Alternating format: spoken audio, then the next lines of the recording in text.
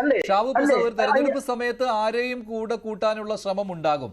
അതിന്റെ ഭാഗമായിട്ട് അൻവറിന്റെ കാര്യവും കണ്ടാൽ മതി. UDFന്റെ കണ്ണിലൂടെ കാണുമ്പോൾ ഈ അൻവർ പക്ഷേ അവിടെ സമ്മർദ്ദം പ്രയോഗിക്കുന്നുണ്ട്. എങ്ങനെയും UDFൽ കടന്നുകൂടാനാണ് അൻവറിന്റെ ശ്രമം. അതുമാത്രമല്ല, അതും കടന്ന് 2026 നിയമസഭാ തെരഞ്ഞെടുപ്പിൽ ഒന്നല്ല, അദ്ദേഹത്തിന് മാത്രം സീറ്റ് പോരാ, അദ്ദേഹത്തിന്റെ കൂടെ നിൽക്കുന്ന ഒന്നോ രണ്ടോ പേർ കൂടി സീറ്റ് ഒപ്പിക്കാനുള്ള കാര്യം. അതും മാത്രമല്ല, 2026 UDF ജയിച്ചു വരികയാണെങ്കിൽ ഒരു മന്ത്രിസ്ഥാനം കൂടി ഉറപ്പാക്കുക. ഇതാണ് അൻവറിന്റെ തന്ത്രം എന്ന് പറയുന്നത്. അതൊന്നും ഇതുവരെ നടപ്പായിട്ടില്ല. UDFലെ അംഗം എന്നത് പോട്ടെ, അസോസിയേറ്റ് അംഗം, ഈ സഹകരണ മുന്നണി എന്ന് പറയുന്ന പോലെ അങ്ങനെ സഹകരിപ്പിക്കാൻ പോലും ഇതുവരെ UDF തയ്യാറായിട്ടില്ല.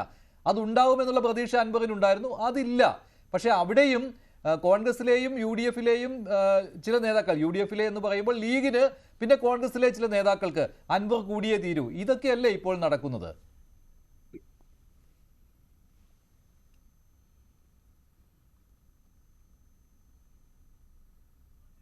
കേൾക്കാമോ ഷാബു? കേൾക്കാമോ? എന്നോടായിരുന്നോ? അതെ അതെ അതെ. ഒരു സി മഞ്ജുഷേ, ഈ അൻവർ എന്ന് പറഞ്ഞു കഴിഞ്ഞാൽ അയാൾക്ക് ഇനി നഷ്ടപ്പെടാൻ ഒന്നുമില്ല. അത് കാര്യം LDF നിൽക്കുമ്പോഴും അയാൾ അങ്ങനെ തന്നെയായിരുന്നു. അങ്ങനെ വായി തോന്നുന്നത് കിടന്ന് ബഹളം വെക്കുക, അയാൾക്ക് തോന്നുന്നത് പറയുക. അയാൾക്ക് അവിടെ കുറച്ച് പലതരത്തിലുള്ള സ്വാധീനമുണ്ട്. ആ സ്വാധീനം വെച്ചിട്ട് പരമാവധി വില പേശുക, കാണുന്ന ആരുടെയും തോളെ കയറുക, വായി വരുന്നത് മുഴുവൻ പറയുക. അങ്ങനെ ഈ കേരള രാഷ്ട്രീയത്തിലെ ഒരു ഒരു വാടക ഗുണ്ടയുടെ റോളാണ് ഈ സത്യം പറഞ്ഞു കഴിഞ്ഞാൽ ഈ അൻവറിന് കുറെ കാലമായിട്ടുണ്ടായിരുന്നത്. അതുകൊണ്ട് തന്നെ ഇപ്പം ഈ പുതിയ സിറ്റുവേഷൻ, ഇപ്പൊ UDFുമായിട്ടുള്ള ബന്ധം വന്നപ്പോൾ ഈ സിറ്റുവേഷനിലും അയാൾ അത് തന്നെ എടുത്തിട്ട് അലക്കുകയാണ്. എന്നാൽ ഈ പറഞ്ഞ പോലെ മഞ്ജുഷ് ഇപ്പം ഷാക്കിറിനോട് ചോദിച്ച മാതിരി ഈ രീതിയിലുള്ള വിലപേശലിനൊന്നും ഞങ്ങൾ അനുവദിക്കില്ല, ഇത് നിങ്ങൾക്ക് പറ്റില്ലെങ്കിൽ ഇട്ടിട്ട് പോയി പണി നോക്ക് എന്ന് പറയാനുള്ള ആ ഒരു തൻ്റെ ഇടവും ഇവർക്ക് ഈ UDFന് ഇല്ല. കാര്യം അവർക്ക് അയാളുടെ കൂട്ടത്തിൽ നിന്നൊരു 10 വോട്ടുണ്ടെങ്കിൽ അത്രയെങ്കിലും വേണം എന്നുള്ള ആ ഒരു കാരണം കൊണ്ട് ഏത് ലെവൽ വരെയും പോകുന്ന ഒരവസ്ഥയുമാണ്. ഇതാണിപ്പോൾ നടന്നുകൊണ്ടിരിക്കുന്നത്. അയാൾക്ക് എന്തും പറയാവുന്നേ.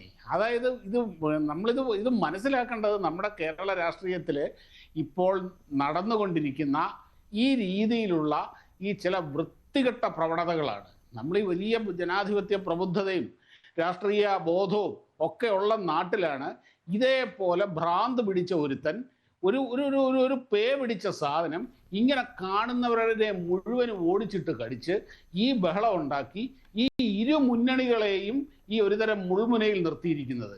നോക്കൂ, ഈ LDF നോക്കുന്നത്, ഇപ്പം മഞ്ജുഷ പറഞ്ഞ പോലെ LDF നോക്കുന്നത് അൻവർ എന്ത് നിലപാടെടുക്കുന്നു എന്നാണ്. UDFന്റെ അവസ്ഥ എന്താ?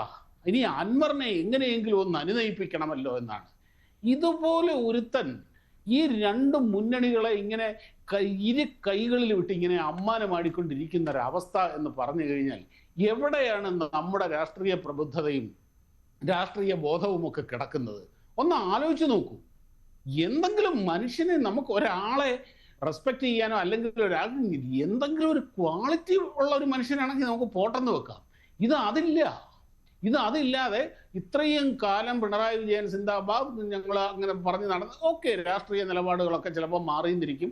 ഇന്നലെ വരെ കുറ്റം പറഞ്ഞവനെ ഇന്ന് ചിലപ്പോൾ പുകഴ്ത്തിയെന്നിരിക്കും. അതൊക്കെ നമുക്ക് ഒരു പരിധി വരെ മനസ്സിലാക്കാം. അങ്ങനെയുള്ള ഒരു പരിധിയുമില്ലാത്ത, വായി വരുന്നത് എന്തും പറയുന്ന, എന്തും വിളിച്ചു പറഞ്ഞ് നടക്കുന്ന ഒരാളാണ് ഇന്ന് കേരളത്തിലെ പ്രബലമായ ഇരു മുന്നണികളെ നിയന്ത്രിച്ചുകൊണ്ടിരിക്കുന്നത് എന്ന് പറഞ്ഞാൽ, സത്യം പറഞ്ഞാൽ ഈ മലയാളി എന്നുള്ള നിലയിൽ നമ്മൾ ലജ്ജിക്കുക തന്നെ വേണം. എന്തിനാണ് ഇവർക്ക് എന്താ ഈ പ്രശ്നം? ഇയാളെ UDFൽ എടുത്തിട്ടില്ല ഇതുവരെ, ഈ നിമിഷം വരെ UDFൽ എടുത്തിട്ടില്ല.